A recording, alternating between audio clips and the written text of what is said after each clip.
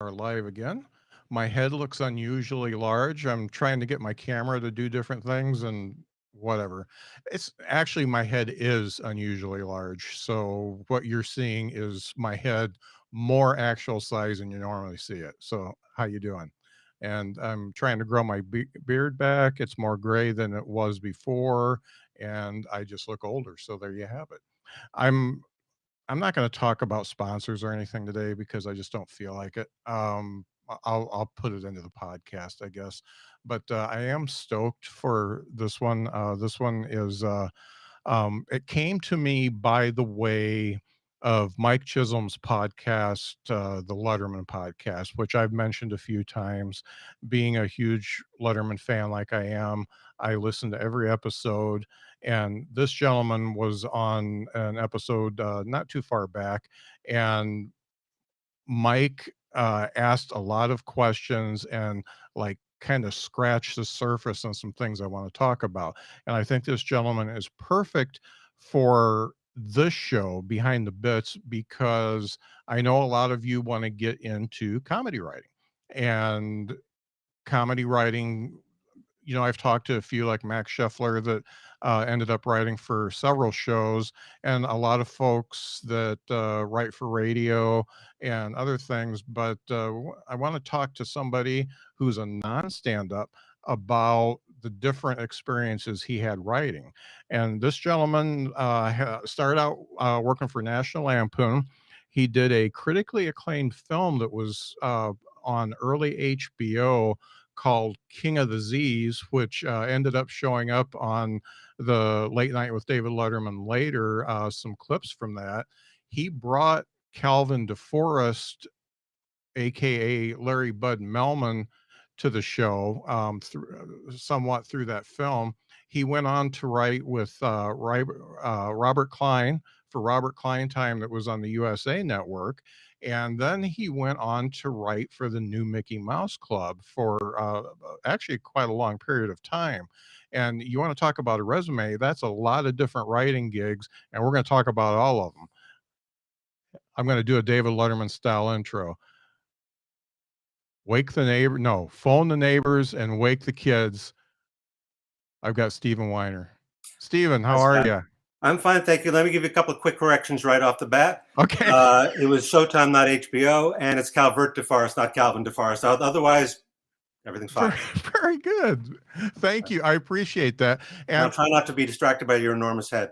yeah, there's one thing that seems to be a common theme over a lot of the folks who did writing, especially for Letterman, in that there ain't shit on the internet about you.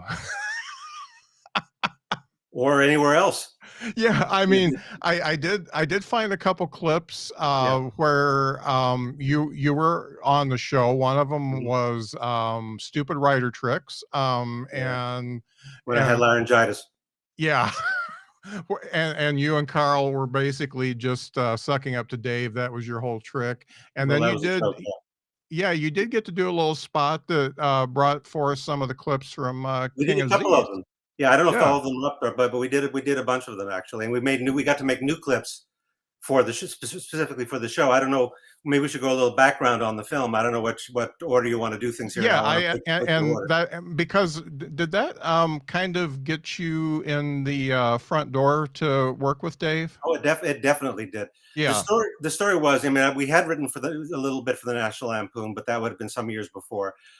We had made this we made this short film that was originally my idea that I brought to Carl, who I'd been working with for some years, for this parody documentary about the world's cheapest movie studio of the 40s and 50s, which was going to be called Vespucci, and the movie was called King of the Z's, which I don't like the term mockumentary. I always call it parody documentaries. Mhm. And so, of course, we had to make our own contemporary interview footage and also make our own black and white film clips from the actual movies.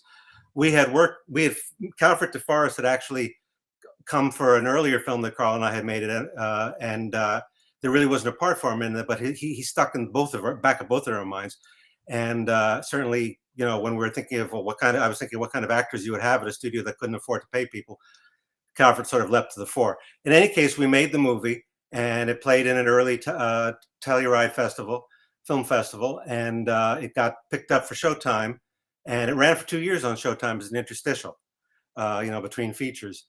I actually never got to see it because, in fact, in those days, Showtime was only in the upper half of Manhattan, and HBO was below 86th Street where I live, and so I never actually got to see it on the air.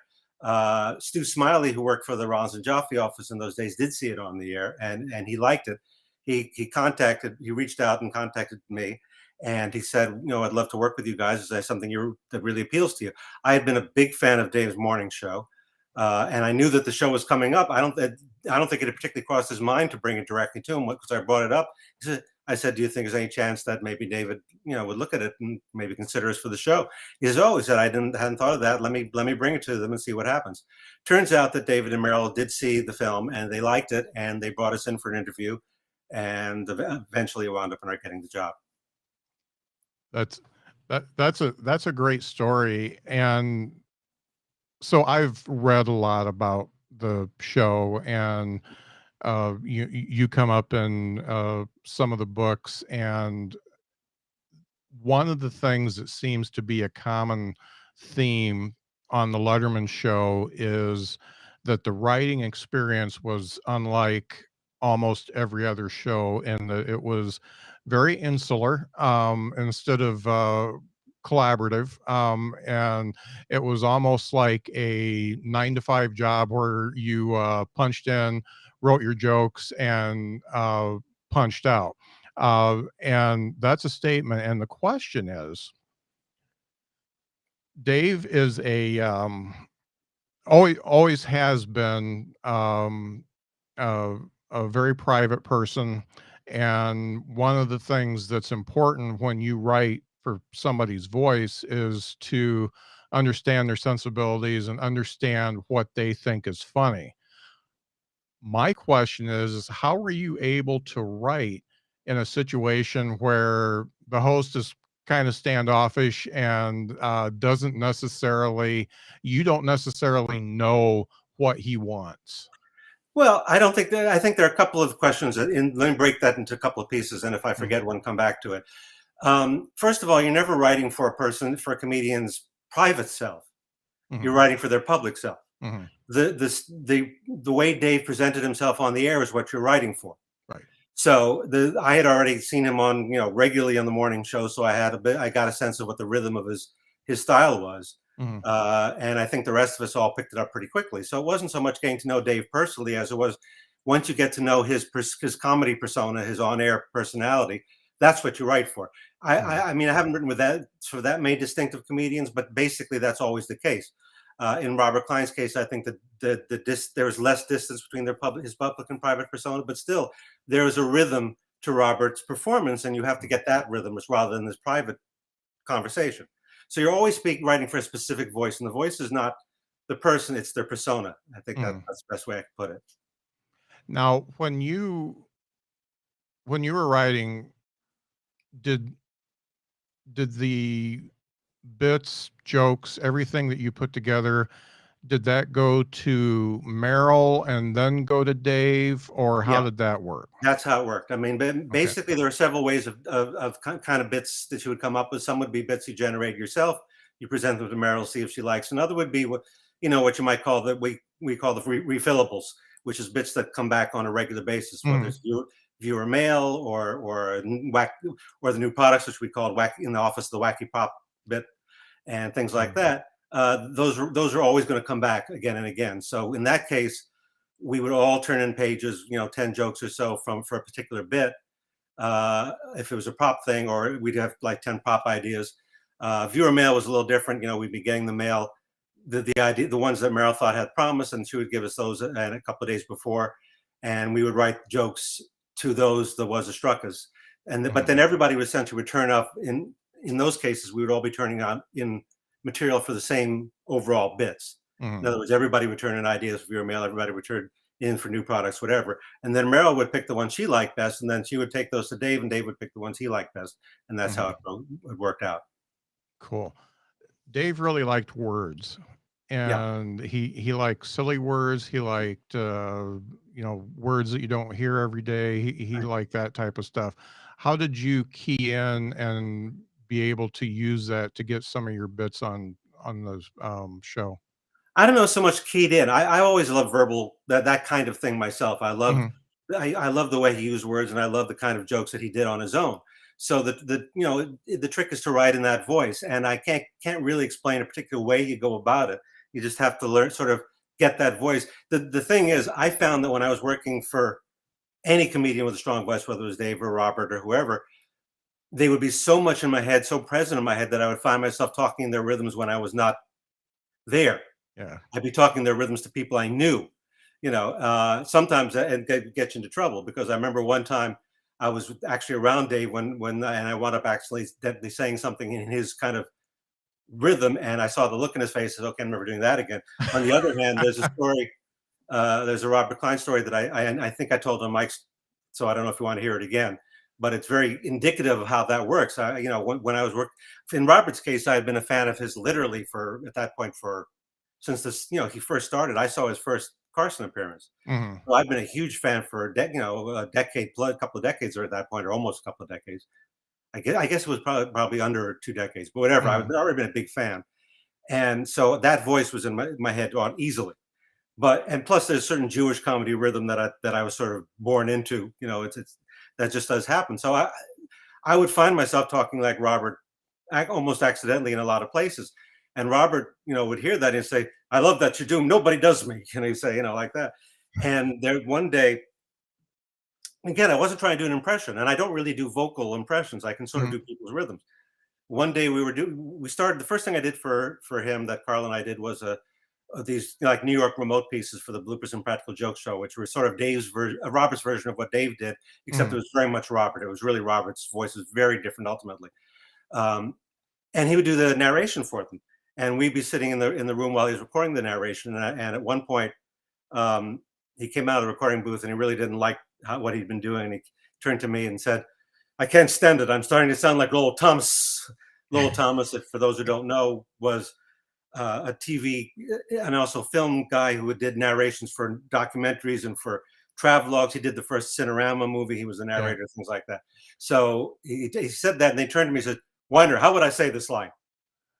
And I thought about it for a second. I don't remember the line. I wish I did, but the rhythm was something like like that. Yeah. And so I Uh-huh. did that, and he said, "Yeah, that sounds like me."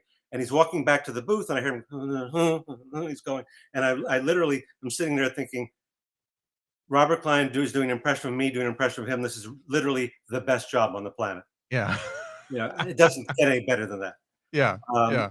so that's how it works. I mean, for me, it was getting the voice in my head, and like I said, once they're in my head, it was harder to get it out than it was to get it in. Mhm. Mhm. So let's think about I'm gonna stay with Dave for just a couple Mhm. more minutes. Let's think about going into work and knowing that you need to come up with some material. What kind of headspace do you need to get into, and what types of exercises do you do in order to put out the material that you put out? I don't think there's any terms of headspace and exercise. Everybody is different. I noticed this even more on the Disney show, because it was more collaborative than on the Letterman show, which is that I tend to be, when I'm writing for the television shows, I get in on my greatest energies in the morning. Mhm. It starts to fade over the day. Mhm. On the Disney show, and I think it was true on the Letterman show too for a lot of the other writers, but it wasn't as relevant because we in Letterman we were writing at our own pace. But on a lot of the shows, most of the writers are better later in the day, Mhm. and by the end of the day, I'm sort of done. I'm sort of out of it already. So for Mhm. me, it was trickier on the Disney show to find a place where we would get our both of ourselves in sync. Letterman, it wasn't a problem because Carl worked well in the morning. We'd sit down and we say, we'd get the assignment or whatever we had to do that day. And then I don't think there's any tricks to it. I think it's a job like anything else. You have to deliver. Mhm. So I don't have any particular tricks or anything. I just look at the thing, think about it, talk about it. The nice thing about working with a partner is that you get to throw things back and forth. Yeah. You're writing by yourself. You're sort of stuck with yourself. You have to talk yourself into being funny. Mhm. But when you're trying to make your partner laugh or vice versa, that helps. I think that can help. Mhm. But that's everybody is different. I've written by myself too, and I've been able to get away with it. Right. So it's like anything else. So I wish there were tricks I could tell you, but I don't. And I think everybody has a different approach. Mhm. And I think it's just a question of realizing, that there are not a ton of 9 to 5 jobs in comedy, but when you work on a show that works 4 or 5 days a week, and I work with, two of those, you don't have the option of having to wait around for a trick. You have to go in and do the job. Yeah. So it's just a job, and Well, it's a it you have tasks, and you have to yeah. figure out how to do them. Yeah, I mean, it's that literally is, that's the job. I mean, that's what they're paying you for. Mhm, I even remember very early, before the actual show went on, there was a piece that we were all working on for Dave to do for the remotes to pitch the show, mhm. and I remember we were all standing around at one point. At one point, they were already there. Dave wasn't happy with the joke, and we were all standing around trying to figure out something. And Jerry Mulligan, who had worked on the morning show and had known Dave forever, turned and says, "Well, this is the job, guys. You got to come up with jokes." So we tried. I don't know Yeah, how it worked out, but we tried, and that was it. And after a certain point, hopefully you're able to do it. If you uh-huh. aren't, you probably won't be there long. Yeah, yeah. So let's back up and, find out, when you decided that comedy writing was gonna be your vocation. I always loved comedy since I was very little. Mhm, And I loved all comedy. I love what was contemporary, mm, and I love the older stuff. I always point out to people that when I was a kid, kids television in the afternoon in a lot of cities, certainly in New York City, you'd be watching it. There were, contemporary hosts of these shows, but you'd be watching Laurel and Hardy, Abbott and mhm. Costello, Three Stooges, Warner Brothers cartoons, Little Rascals, things like that. So I was getting a grounding in comedy from the 30s just because that's what was on the air. And I loved all of it. I love the old stuff, the new stuff. I originally, when I was really little, the first thing I wanted to do was to make cartoons. Specifically, I wanted to make Warner Brother cartoons. Mm, Particularly, specifically, I realized I wanted to make Chuck Jones cartoons. mhm. And I found out that Chuck Jones was already making those, so there probably wasn't much market for me to do that. Um, and then I sort of thought, like a lot of kids, I said I wanted to be a comedian, performer. And then I realized at some point I didn't have any real talent for that. So Mhm. my father was a writer. He was been a professional writer all his life. He was a playwright and a television writer. He wrote drama, though he didn't write comedy. But for me, growing up in a writer's house, the notion of a writer writing being a job that one did was something that I could attach to, and it, Mhm. it pretty became pretty obvious to me by later in high school that that was what I was going to make a stab at. Yeah. And in fact, I met Carl in high school, and we actually started writing together. He was about a year behind me, so our first spec scripts were written when I was in college and he was still in high school. We would send drafts back and forth to each other. So Uh-huh. that's really how we started. Yeah.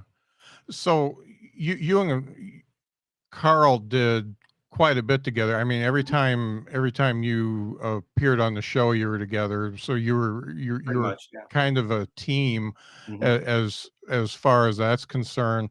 When this all culminated in King of the Z's, and just from the clips I've Hmm. seen, I fall in love with that, and I hope I can find it somehow. Well, I hope it'll be back online. It was on for a long time up on YouTube, and then it Uh-huh. went away. So at the moment, I'm actually working to try to get it back on YouTube. Uh-huh. So you should have be able to see it. I hope at some point, maybe The even a actor better. that you Uh, had playing Sherlock Holmes, when you're illustrating the mm, fact that they were filming several different movies on the same sound mhm. stage, when he got so exasperated at the Mm. end and threw his hat, it was just for me, it was a magical moment, and, Those guys are good. They were all the cast we had were all actors in the neighborhood actors, people who went up for those jobs. We yeah, were luckily able to get them all back when we did the new clips for Letterman. I think everybody who was in, pretty much who was in the original, which was in '78. uh-huh, We brought them back in '82 when we did the new clips for the show. So you'll see them all there again, in the new clips. yeah, We were very lucky. And the actor we had now, you don't see him because they only use the actual clips from the black and white clips. But in the actual film, we have the interviews with the owner and the manager of the studio, and he was very good. And we have a lot of other good people in those clips too.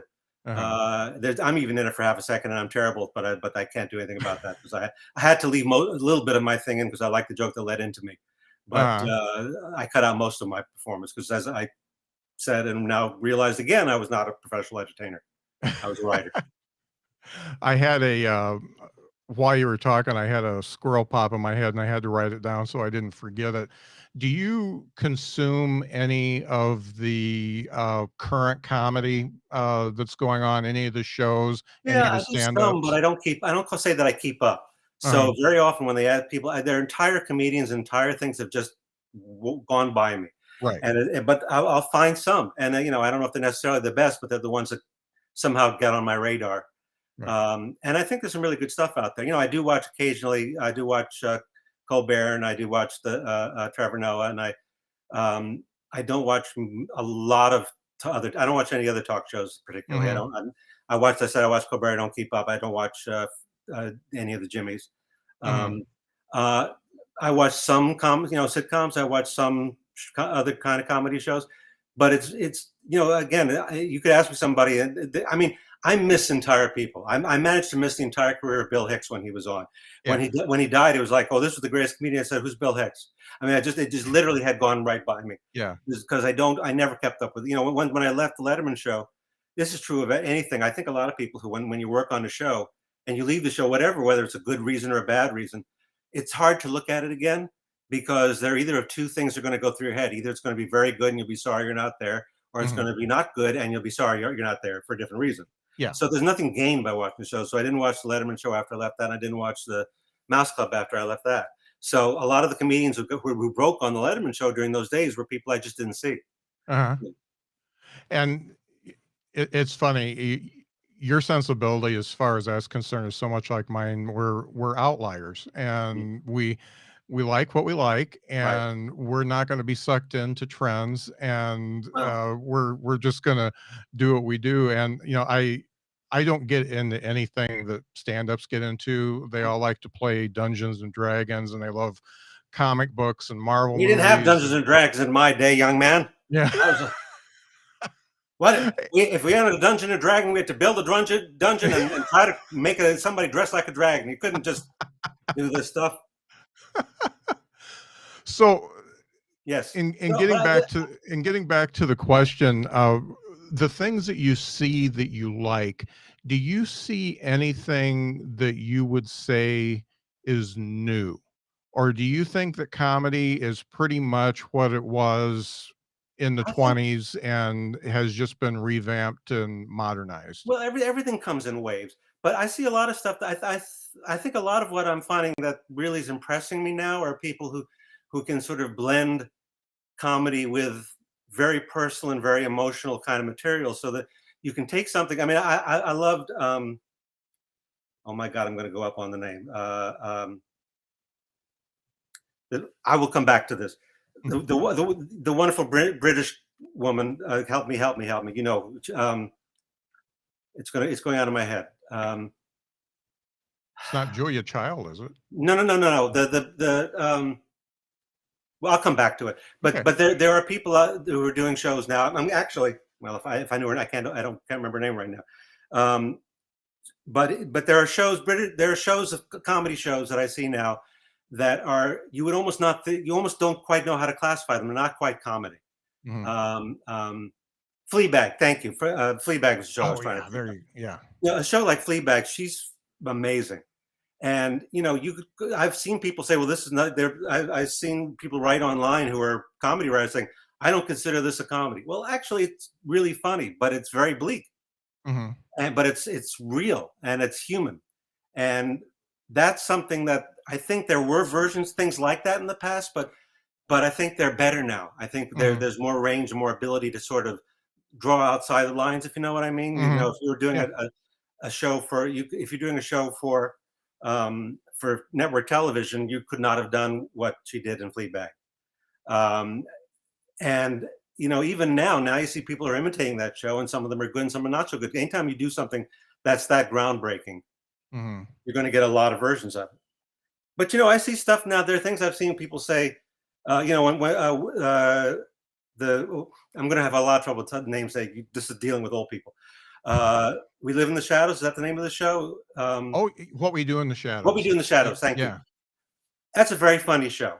But Uh-huh. I got into a dispute with somebody, and when I said to him, "It's really not that different from the Munsters in the Addams Family," because Uh-huh. the basic crust, the basic baseline of that Mhm. is the same. The jokes are different, and there were jokes they couldn't have done on either of those shows. Mhm. But I don't see the framework, the basic setup as being that different. Mhm. It's just things come around again, comes in Yeah. cycles, and you could do that. What we do in the shadows.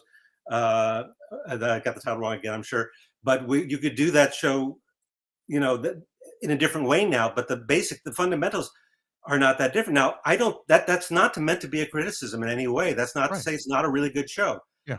But I love old British sitcoms, for example, and I Mhm. went back and I've been watching Steptoe and Son, Oh, which was the okay. original show that Sanford and Son is based on. If you see Steptoe and Son, it's so different from what Sanford and Son became. Steptoe and Son was about two guys who really were at the end of were sort of stuck with each other. It was kind Uh-huh. of tragic, and it's very dark. And you couldn't have done they couldn't have done that in when Sanford and Son was done here to that degree. But Mhm. I look at Steptoe and Son, and I see more of a link between Steptoe and Son and Fleabag than I do between Steptoe and Son and Sanford and Son. Steptoe and Son is is almost 60 years old now. When it Mhm. started in 65, and continued into the 70s. Um, so things come around again. There are different versions, and a lot of it has to do with what the market will take. Steptoe and Son was an outlier in British TV in their time. They had a lot of goofy, weird, wacky shows like typical network shows in America, but they Mhm. got that on the air and they managed to make it work. I don't think that could have happened in the 60s in America, Mhm. uh, but now it can. Yeah. You can look at the shows that use the. I mean, everybody uses the documentary form now, whether it's Modern Family or Abbott Elementary or all those. Now it's The Office, whatever. They Mhm. all become sort of the formats become sort of hardened like rock. But on the other hand, I think Abbott Elementary uses it, even though the rhythms are the same Mhm. as The Office or the other shows. What they're doing with it and how the kind of material they're dealing seems very fresh to me. So that show, which in one way is very typically stereotypically structured to a standard documentary format with, and somebody said, oh, they always looking at the camera with that little look like they do in The Office. Yeah, they do that. But the Mhm. but the baseline of the material is very different. They're talking Mhm. about different environment. And I've never seen the school format presented in quite that way. So you can Right. take an old format and do fresh things with it too. Yeah. Are are you able to enjoy watching television, knowing that you're a writer Mhm. and you've written for TV? Are you able to remove yourself from the part where you're dissecting every line and the tropes and all that kind of stuff? I always remember my father saying to me he had a hard time watching movies because he worked in studios and he saw how they were made. And every time he went to theater and saw a movie, he would imagine an imaginary clapperboard before each cut, Yeah. right? So it's a different take each time in his head. The closer it is to material that I used to write, the harder it is for me to watch. So, when I watch Stephen Colbert's show, my favorite part to watch are the interviews rather than the monologues and things like that. Mhm. I'm not saying he doesn't do the monologues really well, but I hear those, the gears shifting of how a joke Mhm. like that is written. But I haven't written. I studied other formats, but I haven't written them, so I don't have as much of a feeling about that. But it's true. I do feel like I can only watch the stuff that I think is really, really good. Yeah. And if it's a little less than good, I tend to burn out on it very quickly. Yeah. If I see something and there's a certain amount of repetition and the repetition kind of gets to me, yeah, I do. But there's a lot of ways of looking at it. People could say, "Well, you're just jealous because they're whatever. Like you're not working right now." Well, maybe there may be part of that true. That's true too. I have to be brutally honest about that. But I would like to think that I'm pretty good at stuff, and that if I see something that I don't think is funny, it's not because I'm jealous. It's because I don't think it's funny. Right, right. I'd like to think. And it really makes you appreciate the good stuff. And, I really do, and I know some people in this business who I've met who I find it very hard to appreciate any comedy other than their own, mhm, and I find that a really sad. That makes me really sad yeah, because it's sort of the question is why did you get into the business in the first place? Most people get into comedy because they loved something in mhm, comedy, and you never know what it's going to be. I mean, I had, Carl and I both had a very wide net in terms of the comedy we loved. But I met people, some of the guys on the Letterman show. George Meyer, who's about as funny a human being as I've ever met in the world. George, if I asked him, well, what was the thing that he really loved, he said, "Get Smart." And then I that try to was get others out of him, and it was very hard to find others that he loved as much.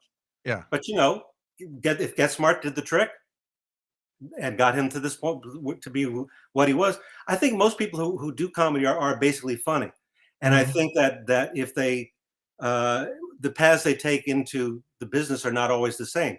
The Mhm. fact that I was a lover of comedy and still am, and I still, I write for Criterion. I have it on my T-shirt. The Mhm. Criterion Collection. I've been writing for the last 10 years. I've been writing film essays about film comedy, classic film comedy for about 10 years, because this is stuff I'm writing about, stuff I always loved anyway. Yeah. So I can sort of step away from the comedy writer gig and examine it like from the outside. Uh-huh. And the way I was when I first saw Harold Lloyd or Buster Keaton or all these people, when I just loved them. Mhm. And now I can sort of look back and try to figure out why, and try to examine it and try to write about it. And I'd like to think I bring a little bit of, when they first asked me to write for them, which I mean, the first thing I wrote for Criterion, and I'm jumping all around, I apologize. No, this is The first great. thing that I wrote for them was actually a memoir about my father's relationship with the friendship with the author of the Anatomy of a Murder. And they Mhm. asked me something, and that was very much a memoir piece. They asked me to write more, and then I looked and I said, well, they have so many good writers at Criterion who can write about all kinds of things. The one thing maybe I have an edge on is to be able to write about comedy, because not only do I love it, I also have done it. Mhm. So maybe I could bring something fresh to the table. So that's why I've sort of kept in that lane for them, and I love doing that. But again, you'll might meet a lot of comedy writers who don't know anything about other comedy, who are just Mhm. funny, and whatever takes you to the job is what takes you there. Right, right. Can you talk a little bit about, working with Dick Van Dyke on the, Nick at Night show? Well, that was literally, if when you're a little, I mean, I was so little when when that show was first on the air. I still remember the Dick Van Dyke Show. My father had heard about the show, and he said he figured he ought to try to watch it. And he thought, well, this sounds like something Steve would like. And he said to me, "You want to come and watch this with me?" And I watched. It was a second season episode. If you're an expert, you'll know it's the one about the flashback episode where Rob is trying to get married to Laura, but things keep going wrong. And it's a fantastic episode. I couldn't start with a better episode. And it also plays a little bit like a Laurel and Hardy comedy. Mhm. It didn't take long for me to find out that Dick Van Dyke also loved Laurel and Hardy, Yeah, oh, and yeah. actually knew Stan and all of that. So my attraction to Dick Van Dyke was a logical path for me, because I loved the kind of things that he loved. Mhm. But I was very young and I became a huge fan of the show. And I remember thinking as a kid, I want to work with him someday in some form.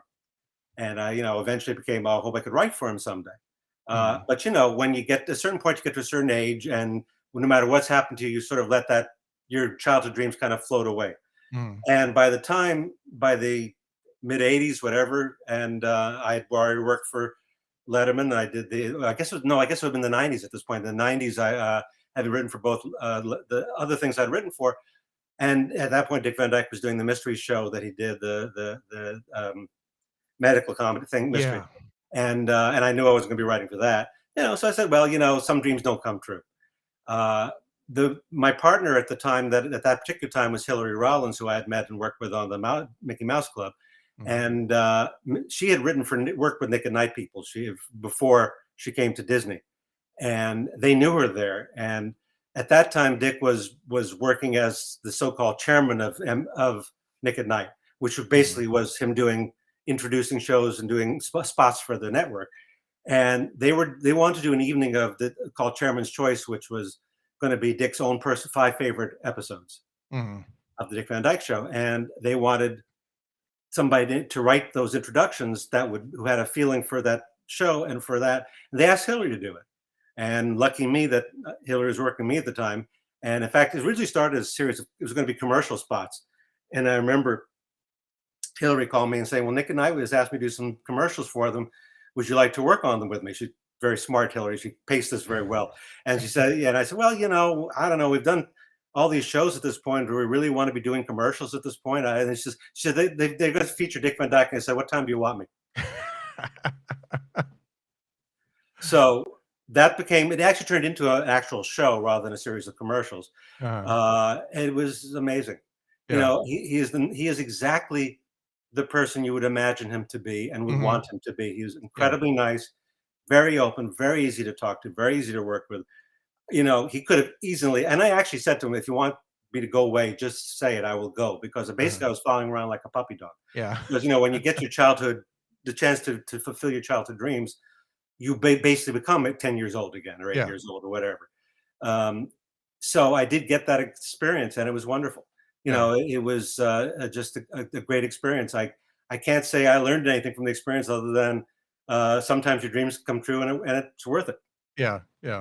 And Writing for Dick was just going to be like writing what we always dreamed we would be able to write for Dick, and the only thing we wanted to do with that is because most of the things they had done with him before had been pretty straight. I said, well, you've got a great comedian there. Let's try to write something funny for him. So yeah. we tried to write something funny for him. How well we succeeded is up for grabs, but that's what we were Uh, trying to do. did his favorite episodes match up to yours? Yes, and some of them yes, some of them no. It's Uh-huh. interesting. In most people's list of favorite episodes, they usually talk Coast to Coast Big Mouth, which is the one where Laura says that Alan Brady is bald, and that creates huge problems. And then she has to Yeah. go in front of Alan Brady, Carl Reiner, Uh-huh. and he has that great scene with her. And he didn't pick that episode. And I thought, well, I'm sort of thinking about this, and this is just a guess. I don't want to speak for Dick Van Dyke, God knows. I thought, well, it's really Mary Tyler Moore's episode. It's really Uh-huh. her episode. And I think in Dick's mind, I think his first instinct is to go for the ones in which he felt he was really able to do what he did best. Right. This is a natural. I don't think there's anything. It's not an ego thing. I think it's just a natural thing. Yeah. So, but some of the others were, yeah. I mean, I would have probably put the one that first one that I saw is still one of my favorites. But Yeah. and I don't think it was on that list. I can't even remember the list anymore. It's been so long. I don't think it was one of those. Yeah. But everybody has different lists. The great thing about the Dick Van Dyke Show is there are so many great shows Oh yeah. that if you reached in and took 5 and just threw them up there, you're likely to get 5 great episodes. Yeah. It was so ahead of its time, and I don't know how it was able to catch on. It was so far ahead. One of my pet peeves about television is in the dialogue, it always just feels like people are taking turns talking. Mhm, And that was never the case on the Dick Van Dyke Show because, you know, they would talk over each other. It was real acting and it was real dialogue. And for some reason, even as a kid, that stuck with me. mhm. And now when I watch shows that are um just more you can just tell folks are just saying their lines Well, and there's no emotion behind it. It really bugs me and I tune out like right away. yeah. I don't like comedy shows where I actually hear the punchlines, this where I can feel the machinery grinding, if you know Oh what I yeah. mean. Yeah. But and the thing, one of the, I mean, I spend the whole hour talking about the Dick Van Dyke Show too, and probably shouldn't. But Carl Reiner always said the difference between ours. One of the ways you can mark the difference between our shows and other shows is that people would come in Monday mornings and they would have their boardroom, their meeting room, and they would say, and the producer would say, "What have you got for me this week?" Mhm. And Carl Reiner said we would come in on Monday, and I would say to the writers, "What happened to you this weekend?" Ah. So a lot of the episodes of that show came from real things, even the Yeah. ones that seem outrageous. That Richie's being chased around the garden by a woodpecker. That Uh-huh. happened apparently to Rob Reiner. It was being chased when he was a kid by a woodpecker, and Carl Reiner saw that and said, "Oh, we got an episode here." Uh-huh. So then that was the way they worked. What a genius making Richie a little prick, you know? That's not fair to Richie. I worked with Larry. He was on our show. He was on that show. He was a very nice man. He wasn't a little prick. He was just a real little kid. He didn't Yeah, talk in punchlines. He didn't talk in that's gags. right. He Yeah, talked the way kids talk. Now, it was natural. to be fair, Leave It to Beaver kids did not talk in punchlines either. So he wasn't the first one either to do that. Yeah, yeah. But no, Richie did not talk. It was not a little prick. That's not a nice thing by Yeah, saying. it was one of the first shows that showed a child as a child As a child, versus right? the wind-up doll that's, Mhm, acting like a child. absolutely. Yeah. Let's talk about Robert Klein Mhm. because, so he pretty much stole you from Letterman, right? No, we'd already been out. We've been away from the show for some time. What Okay. happened was we'd left the show and we're looking around, and it's tough if we don't go to California. We didn't. Neither of us really want to live in California. There wasn't. Yeah. Yeah, so there's not that much in New York. But Robert was going to do these remote pieces for the Bloopers and Practical Joke show, and he called Barry Sand, who'd known for ages. Mhm. And he asked Barry. He said, "Look, I'm looking for some writers who might be right for me to work on this project." And Barry said, "I got the guys for you." and he gave them our names. And again, personality difference. With Dave you talk to occasionally in the hallway, but in the case of Robert Klein, Robert picked. I literally picked the phone one day, and I had Robert Klein on the other end.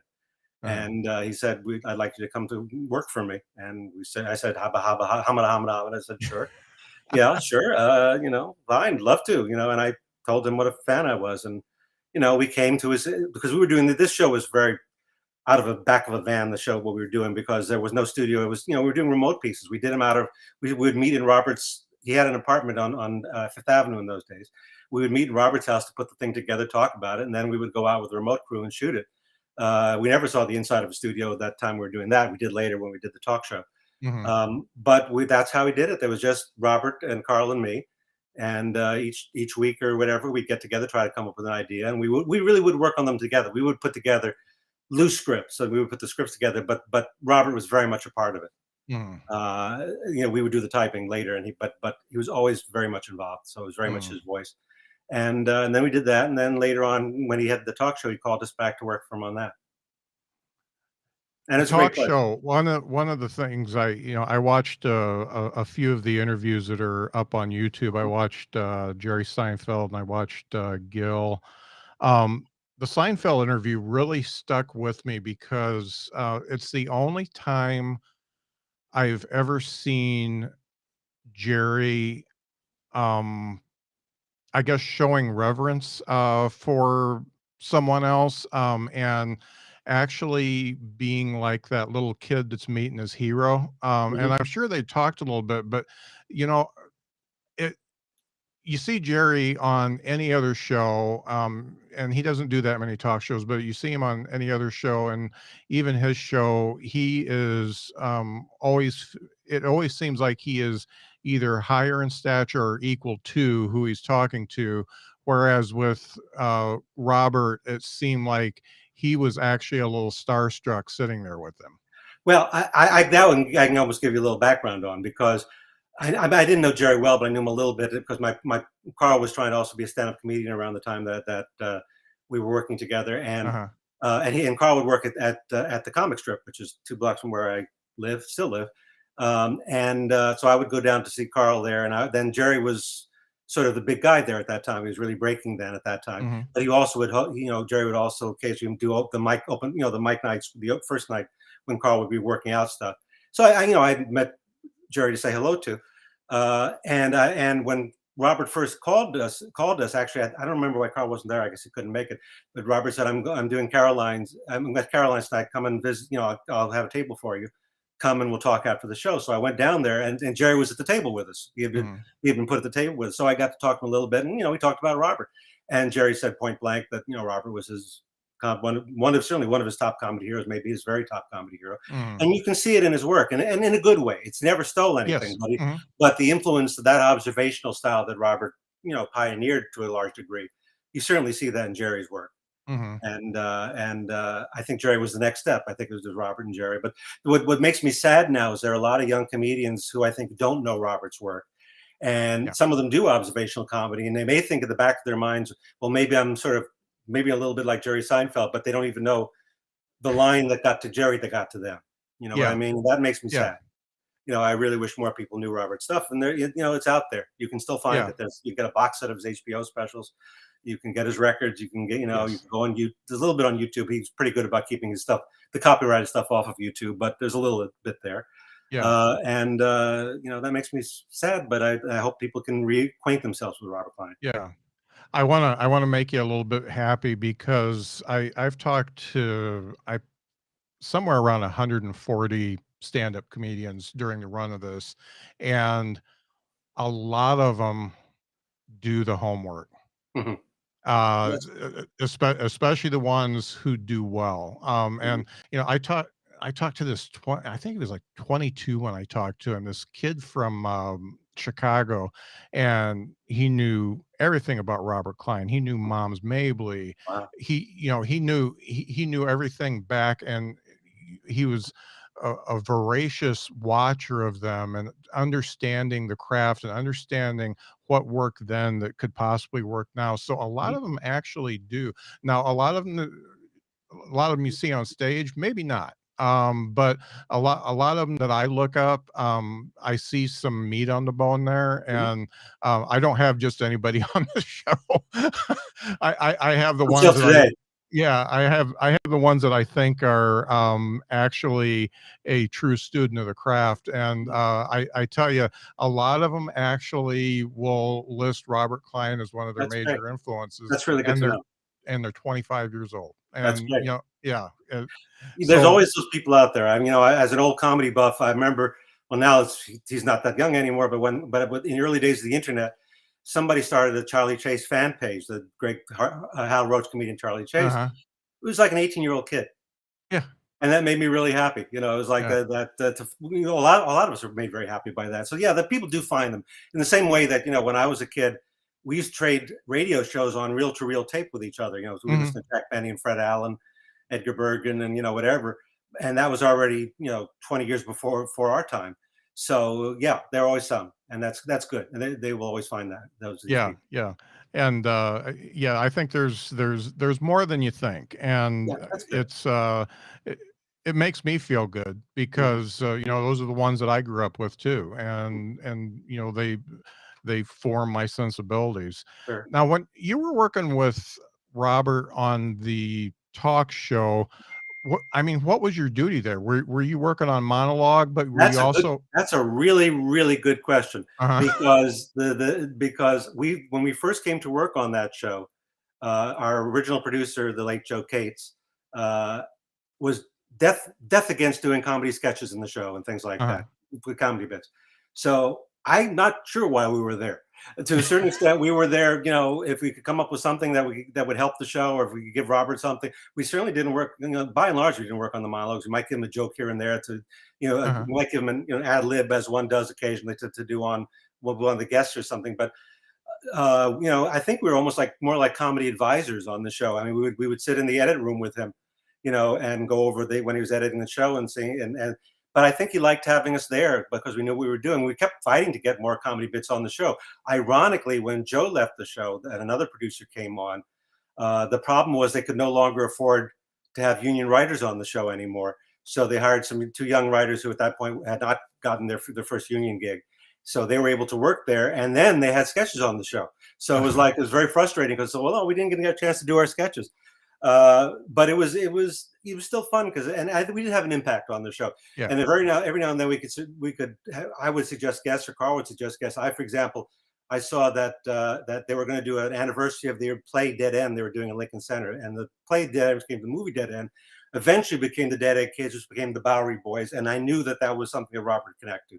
So I said, Mm. we've got to get Hunts Hall and Gabe Dell are coming to town, and I said, Oh, wow. I said, let's get them on the show. And I knew that Robert was going to fall in love with us. So I came in the next day, and Robert said immediately, fantastic. He said, I'll get my head. I'll do like Hunts Hall. I'll do the thing. And Joe was like dead set against it. And we had to literally, Robert had to say, no, I want these guys on the show.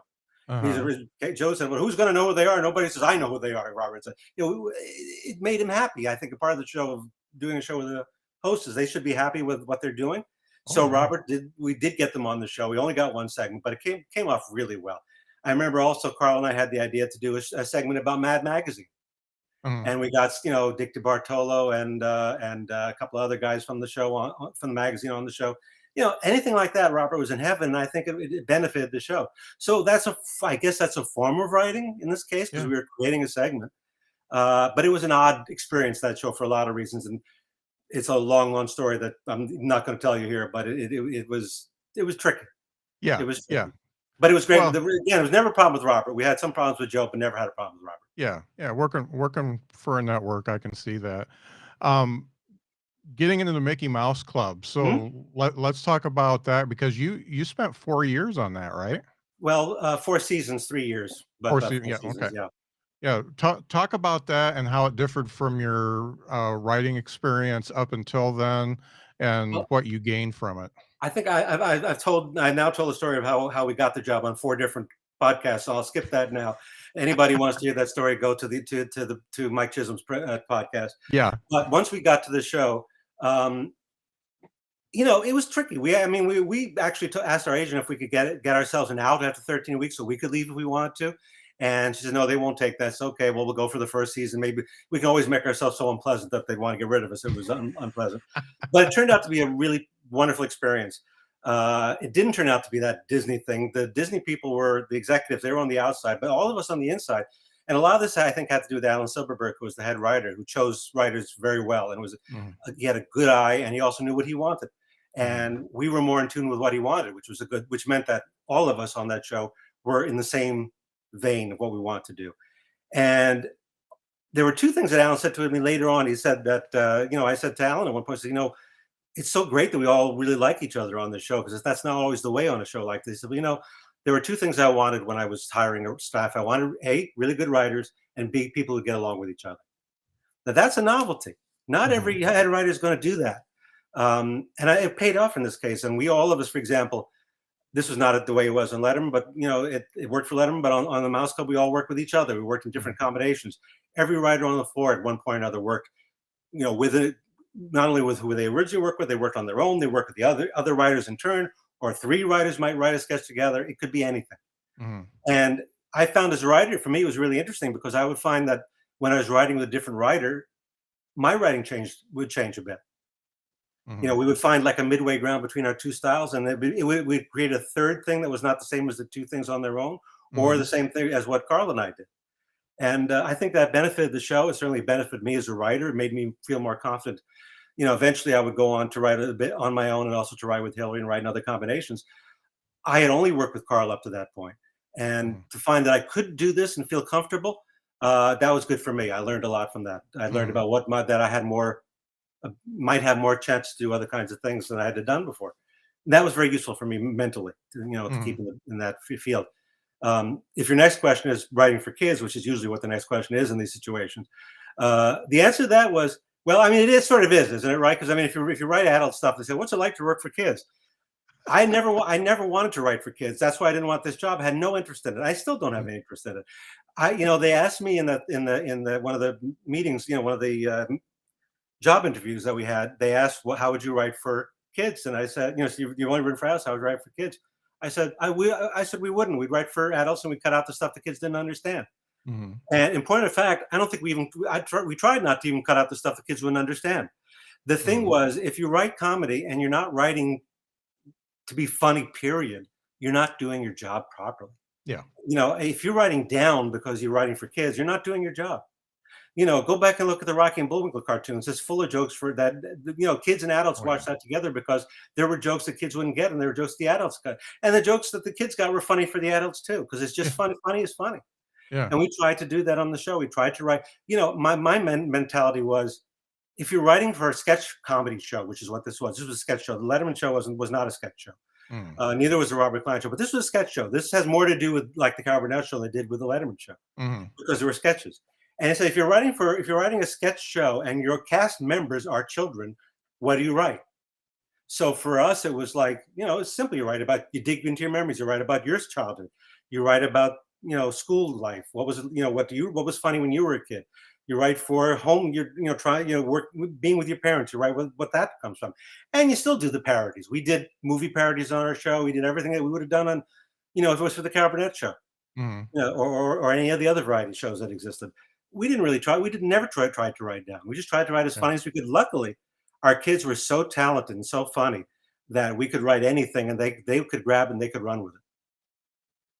You, one I think one of the things we do as adults is we sell kids short. They're they're a lot smarter than you think they are. Yeah, well, that was our problem. That's what we learned so fast. Carl and I both said, I know they're going to be adults, hosts on the show, but how do you write for kids and assume that they're going to be able to get the jokes across? How are they going to process this and then give it back to you? They were so damn good.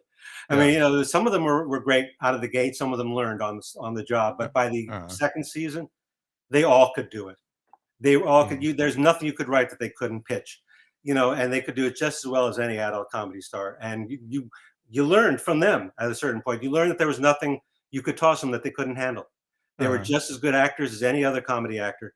It was just you're just writing for pros. That's all. mhm. First rate comedy minds. Yeah. It's all the same. When you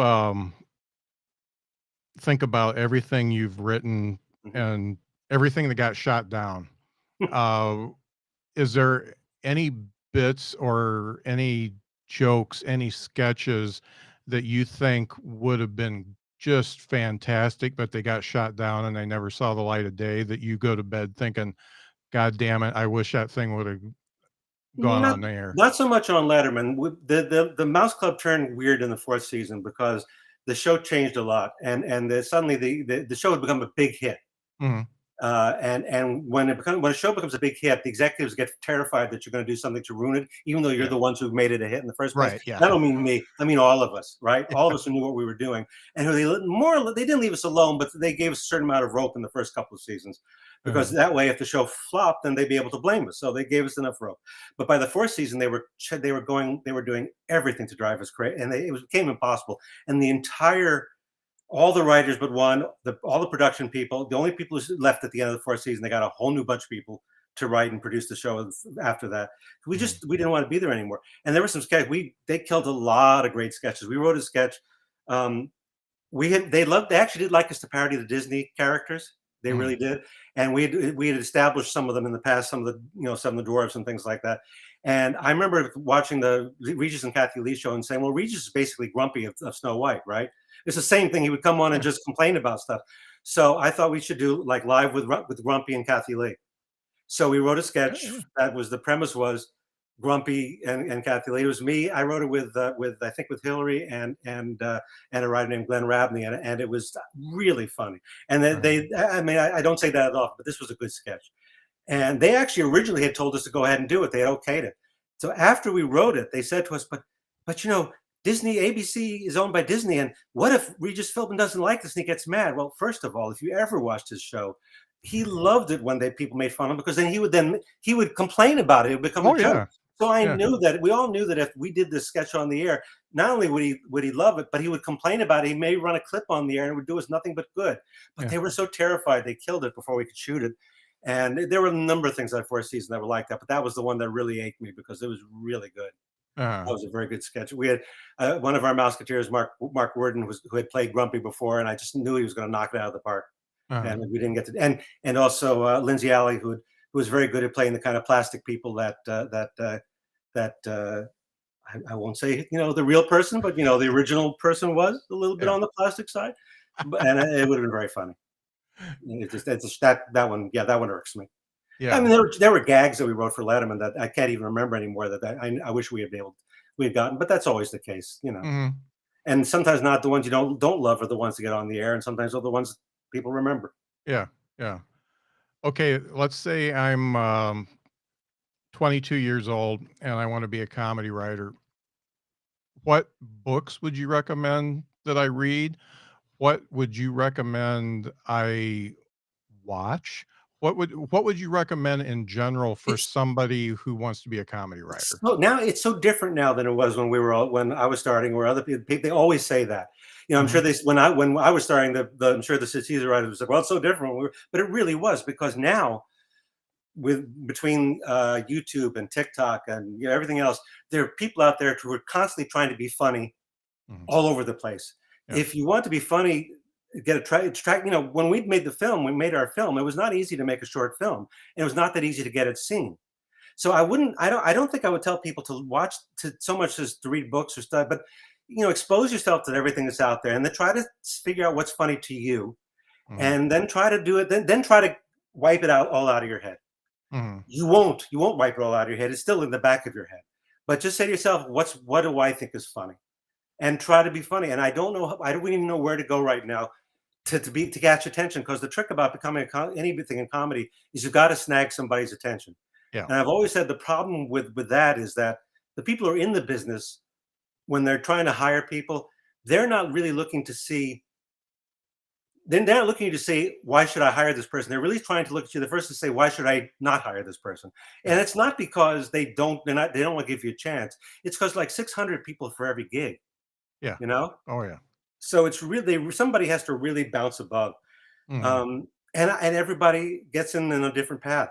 So I never know what to say to people. And I always think it's kind of hard. I always say, make yourself undeniable, but Mhm. that's so hard. And I think it's probably harder now than ever, Yeah. because I see stuff on YouTube or TikTok that makes me laugh, and I don't know why. why these people are not necessarily on a TV show, or they are. You know what I mean? Yeah. It's tough. I can't even post a joke. I wouldn't even know if I were writing on a show now how to do it. You'd have to cut yourself off from social media, because sometimes I'm going to write a joke on Facebook, but before I post a joke on Facebook, I want to see if anybody has done it first or some Yeah. version of it. And I do the nine same out of thing. 10 times, there's been a version of it by somebody, Yeah. either a professional or somebody who's just funny. Yeah. So Yeah. it's tough. It's tough. Yeah. The And problem I wish there'd be more in help. Yeah, and I don't wanna sound like a old guy railing on, new stuff, but a lot of the TikTok, YouTube people, they are a mile wide and an inch deep. So That I they don't know, because you pay more attention to it than I do. But, you Yeah. look at somebody like, when Sarah Cooper was her name, I think, who did the Trump pieces with we do Oh, yeah, yeah. when she sort of bounced out of the thing and people started knowing her, she was doing it on her own. And I looked at that stuff and I said, this stuff is freaking brilliant. Mhm. Now, you know, I know she's doing other things now. I know what the next thing we'll sort of see what you can move beyond that. Yeah. But somebody could do that now, and that's I guess a version of sort of what we did with our movie, but she was able to do it in her house, Mhm. you know, with a Yeah. camera, with Yeah. a phone, Right. and Yeah. you shouldn't have to raise the money, and that's great. But it also means that everybody else is doing it too, Right. Right. right? There are a million people who want to be Sarah Cooper out there. Yeah, and I think a little bit of it is that, you get your shtick, the thing that makes you popular, the thing that gets people's attention, Mhm. and you just hang on it for too long. It's just like TV. I mean, it's a kind of a jump the shark type thing, except for you don't grow and your Right. comedy doesn't grow with you. I mean, when you look at Robert Klein's first special Mhm. versus his last special, that's a different comedian. Yeah. And it's because he learned and he grew. Mhm. Well, but to be fair, because everything is a case by case basis. Very often, the people who make the shows don't want you to do anything new. Yeah. If they've hired you for something, Yeah. that's what they're paying you for. And they said, but yeah, but I want to try to do this and this and this. And then you don't get that option.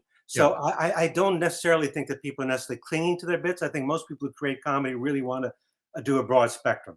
They Mhm. want to do all kinds of things. If I don't know if this is still true, but it used to be true that if you got on a variety show first, the way we did, like Letterman show, you couldn't get on a sitcom Yeah. because they saw you as talk show writers, comedy, Yeah. that kind of show. Right. But if our first break had been on a sitcom, I don't know if they'd have seen us for Letterman. Yeah. Huh.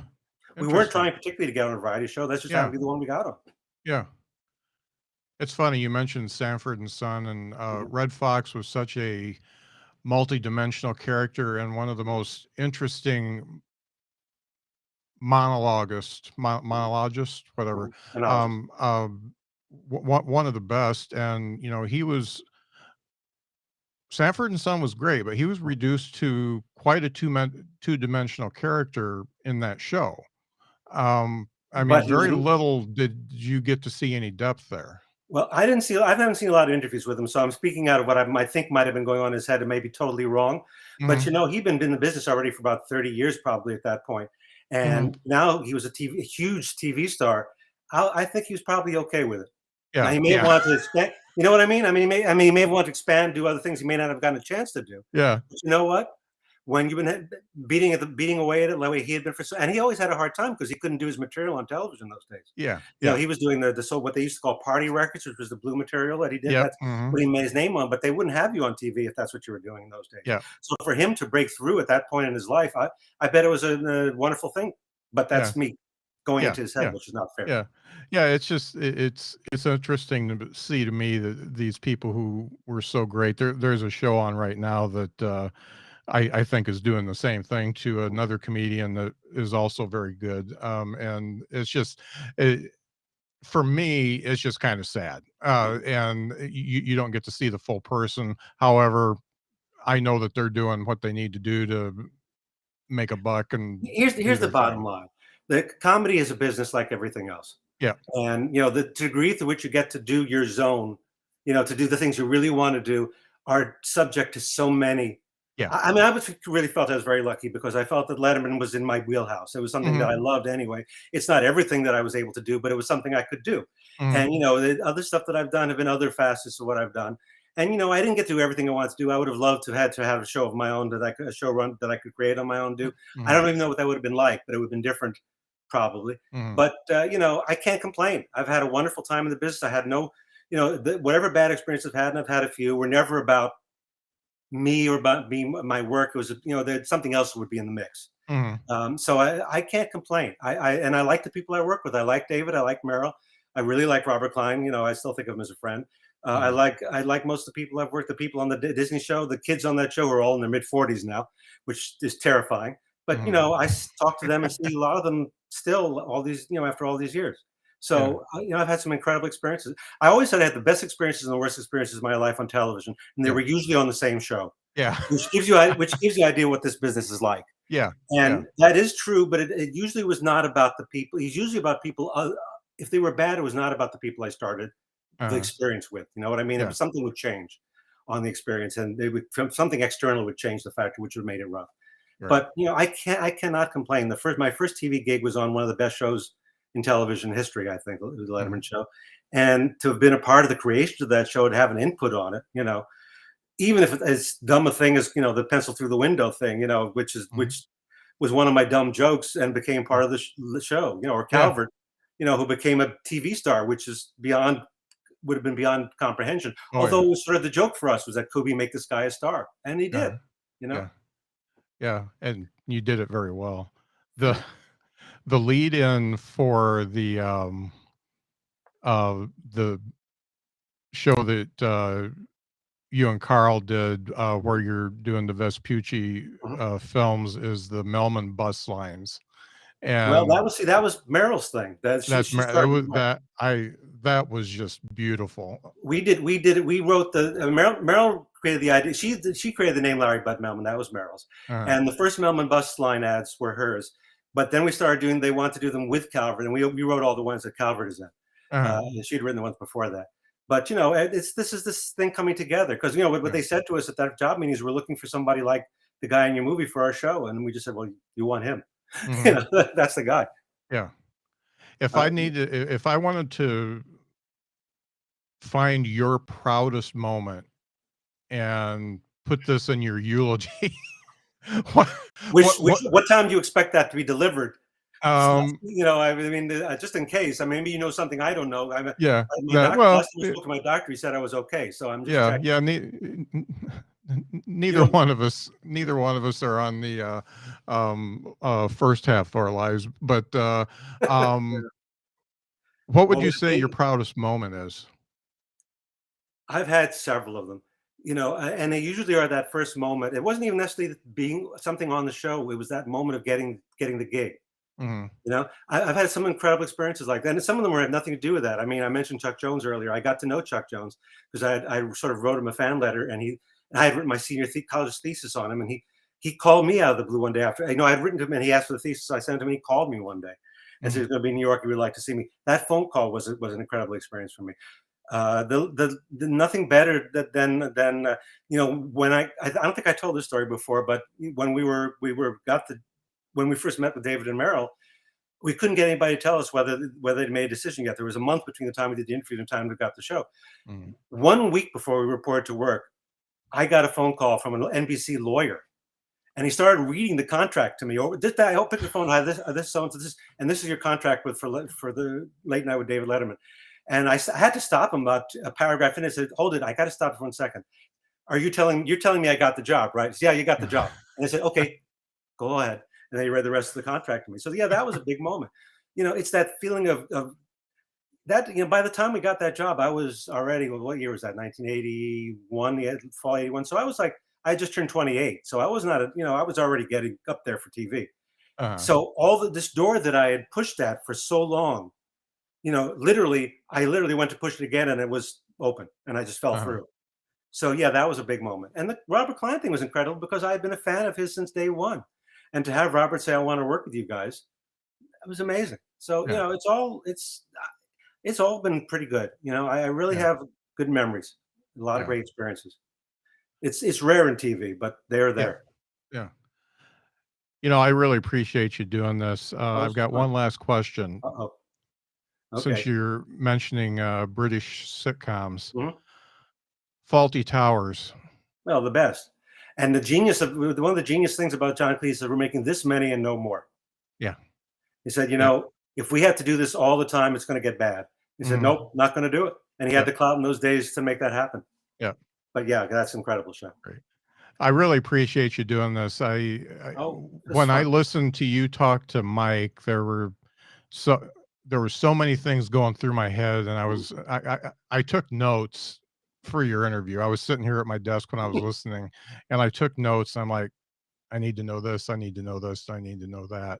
And his, his show is so Letterman focused, obviously. Yeah, But well, I saw a lot more to you thank you. because Letterman was a time in your life, and I wanted Yeah. to Well, we talked explore about some some of of the the other other stuff with stuff. Mike too. We talked Yeah, about the other shows with Mike too, and yeah. Mike is a really good guy, and that was great Oh, fun he's to the do. best. He's the best. Yeah. I had him on my show because Uh-huh. I've discovered his podcast by accident, and I fell in love with it immediately. And because I'm an old Letterman fan from the morning show, Me and too. my mom used to say, "Oh, stop acting like that David Letterman." So, It's not bad advice, actually. I mean, yeah, I know.